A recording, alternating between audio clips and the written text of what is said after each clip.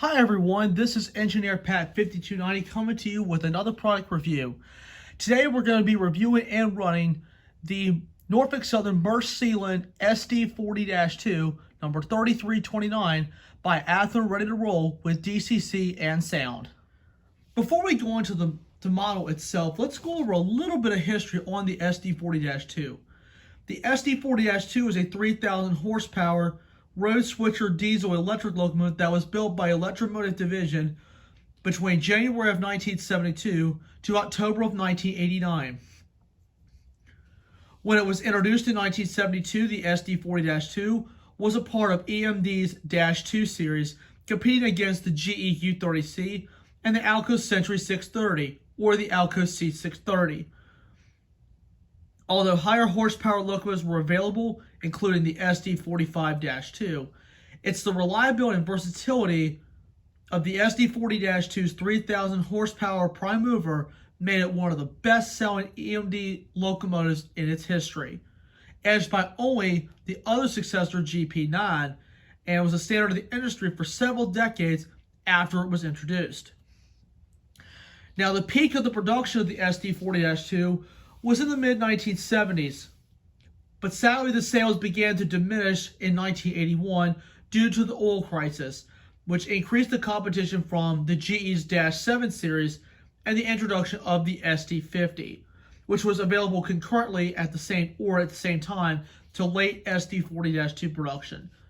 The last SD40-2 that was delivered to a U.S. railroad was built in July of '84, but the production continued for railroads in Canada until 1988, Mexico until 1986, and Brazil until October of 1989, when the locomotive was discontinued by EMD. And as a matter of fact, as of this year, nearly all but still remain in service, and you see a lot of SD40-2s everywhere. CSX, Norfolk Southern, Union Pacific, BNSF, Canadian Pacific, Canadian National, just to name a few. And you might be able to see some on many short line railroads across the nation. A lot of SD40-2s were produced, and the total produced between 1972 and 1989 was 4,175 units. To name a few railroads that purchased the SD40-2 in America were the Burlington Northern, which was the largest customer at 835 units, Union Pacific at 686 units, Southern Pacific at 229 units, the ATSF or the Santa Fe at 187 units, and Conrail, like the example that we have here, this one is in fact an ex-Conrail, 167 SD40-2s were produced for Conrail. Well, there you have some brief history on the SD40-2. Let's talk about NS3329 for a minute. As you notice, it's in a different paint scheme. It's not in your traditional horsehead or whiskers paint scheme. To give you a little builder's information on the unit, the real 3329, was built in June of 1977 as Conrail SD40-2 number 6358. This was the first SD40-2 that Conrail purchased new from EMD in 1977. The NS3329 was painted into the special Merce Sealant paint scheme, as we see here, in the summer of 2002. The unit was shipped out west for a publicity photo shoot for Merce, and it was paired with a BNSF unit that shared the same paint scheme. The unit returned to NS rails and continued to run in this scheme until 2008, when it was involved in an accident. It was sent to Altoona for repairs and was repainted to the NS horsehead logo. Now, a little bit about Merce Sealant themselves. Merce Sealant is a very popular container name, and their largest customer on the West Coast was the Santa Fe. They did a promotional train, then Santa Fe loaned them the equipment in a similar paint scheme, and then Norfolk Southern did it with theirs because Norfolk Southern took Merce Sealant under their wing, and they used this unit to promote the company along the East Coast. So this is a unit that nobody really talks about anymore. And it has a unique story behind it because you don't see locomotives painted like this very often. So this was actually a promotional unit that Norfolk Southern did, and I'm very fortunate I have a model of this unit in my HO scale collection. Well, there you have with some SD40-2 history and a little bit of history on the 3329. Excuse me. Let's go ahead and talk about Athearn's rendition of this model. And I'm going to say this now. This is a very, very handsome model. We're just going to start right off with the paint job being absolutely flawless. You see the crisp merged sealant on the side, the Norfolk Southern right under the number, and you even have the silver on the side that looks exactly like the container, and I absolutely love the merged sealant logo. Now I'm going to pick up the unit very carefully, and we're going to move up to the front of this unit here. As you can see, you've got the crisp merged star on the nose. You have the ditch lights on the bottom, which is exactly identical to the ex-Conrail fleet. And these lights do flash with number 5 on your Easy Command Control Center. The front is nicely done with the plow and the MU hose, and the plow is integrated into the pilot, which looks very, very nice. And as we move up, we have the handrails that are nicely done. We have a little chain that's right there that's molded into the plastic. We even have a little sand fill, a couple of grab irons. We even have the brake wheel on the side, as you can see here. And we even have the battery box right there on the engineer side of the cab. And these windows here actually open and close, which I think is a very nice touch. And as we move on down the side of the locomotive, see merged sealant on the side. We even have some placards all up and down the side. Look, really good signage here on the side of a locomotive, which Athearn does an awesome job of actually putting this in. Now, I'm going to let you look at the trucks. These are very nice details, so I'm going to shine a light right here. And as you can see, lots of molded in detail in here. You got the brake cylinders, and the trucks are nicely done here. Very nicely done by Athearn. I'm going to move my hand a little bit so you can see the fuel tank. The fuel tank is nicely done with a few painted items, especially the separately applied fuel gauge. You have the emergency fuel shutoff valve that's right there as well, which looks very, very nice. And even the F on the front is also labeled. Really nice job there by Athearn. Now we come back to the front. As you can see, we have separately applied windshield wipers on the windshield, which makes it look awesome. We even have the top RS3L horn on the cab, which is a cab mount. I'm going to carefully move this again without breaking the model. You can see we have all the safety striping there, all these white stripes that are there. I'm going to shine the light on there just a little bit where you can see them. They look really, really nice. Now I will turn it to the back. The back looks almost identical. As you can see, we have 3329 on the back. We even have a couple painted items here on the back. Looks really, really awesome. And the conductor side is basically identical. It's basically identical, but it looks absolutely amazing. And now we come to the top. As you can see, we have lots of good details. Lots of good details, like the little smokestack up there, even some grab irons, and also some rivets that are molded into the plastic. And we even have free spinning blades on there as well. And Athearn always does a good job of putting these fan blades. It makes it look really realistic. So the Athearn, hands down, did a wonderful job with this model. Another thing about this locomotive as well, the sound in this is really, really good. I've been playing with it some since I brought it home, and it does sound really, really nice. Athearn does a good job with the sound as well as all the detailing. And this is the Ready to Roll series, and the Genesis is a little bit more expensive. But see, Athearn puts the same amount of detail in, but cuts back just a little bit to make the engine a little bit more affordable. I've always been a fan of the Ready to Roll line. I've liked the Genesis models as well, but the Ready to Roll models are good.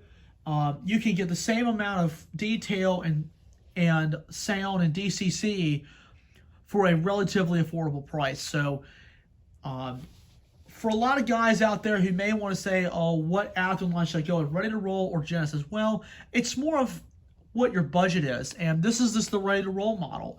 And the Ready to Roll models are really nice, and they're reliable, and they run very, very well. And Athearn has always been good on improving their models and also trying to come out with some new techniques and new details. But this model overall was well done. All right, the last thing we're going to do before we start this thing up is BFOTE, best feature of the engine. There were so many good things up there, I just can't name it all, but I've got to say the paint job is awesome. I have to go with the sound, the ditch lights, and just, it's so many good things I can say. It's just also the amount of detail that Athearn has put in, especially the battery box here on the locomotive. I really did not think that some manufacturers wouldn't do it, but Athearn did it, and I gotta say, hands down to Athearn on this.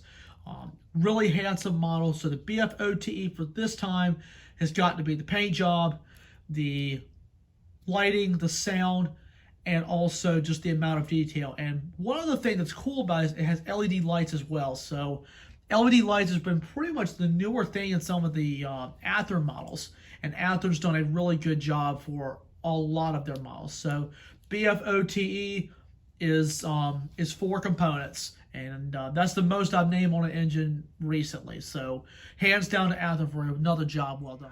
All right, guys, we have the 3329 on the layout currently, and we're going to take this thing for a spin. As you notice, I have a G-scale set that is here. I'm currently awaiting parts for it, so that will be reviewed in another video. This engine has run smooth on the layout, and we're ready to take this thing for a spin. So let's go ahead, lean back, and let's watch 3329 take the manifest around the layout.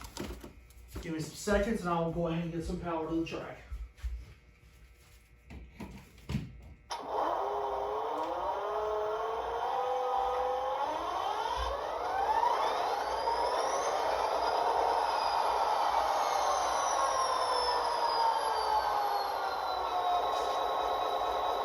Really nice startup sequence. I'm going to go ahead and turn some lights on the locomotive. And now I'll turn the ditch lights on. I don't know if you can see those or not, but the ditch lights are below, just like the ex-Conrail fleet. Athearn did a good job of actually placing those in the right position.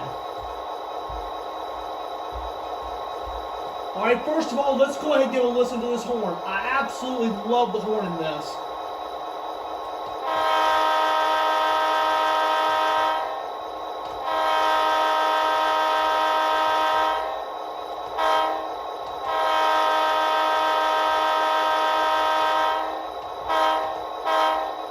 And the bell.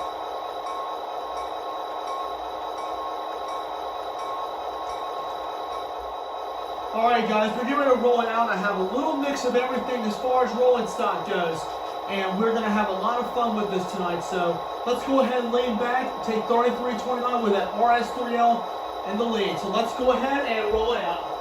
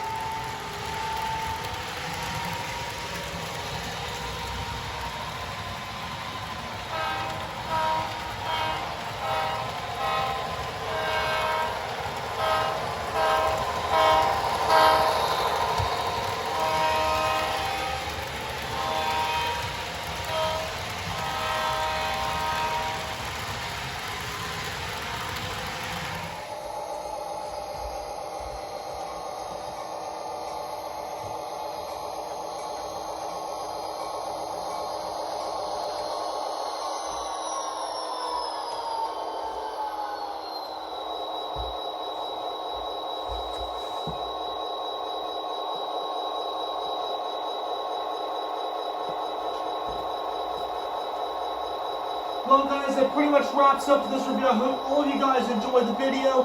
I hope you guys enjoyed 3320 and take a spin around the layout. It's great to have this locomotive as a part of my HO scale collection. I have plenty more reviews coming. I have another HO engine I'm going to review.